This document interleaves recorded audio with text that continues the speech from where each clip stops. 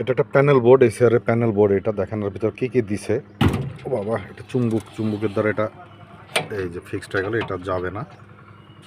এই যে একটা হ্যান্ডেল আছে একটা, ঠিক আছে, এটা র্যাক আউট করার জন্য।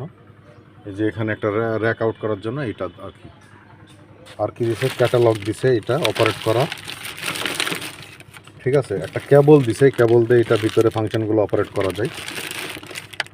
আর কি দিছে, ফিউজ দিছে দুইটা ফিউজ।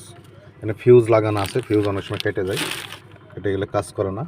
আর দিছে কি, এটা শুষ্ক রাখার জন্য এই যে সিলিকা জেল, যেন এটা শুষ্ক থাকে। এটা কি বুঝলেন সবাই? কিছু কি বুঝলেন? এর ভিতরে কি কি মালামাল আছে? আরও আছে দুইটা ব্যাটারি আছে, একটা অ্যাডাপ্টার আছে, ঠিক আছে।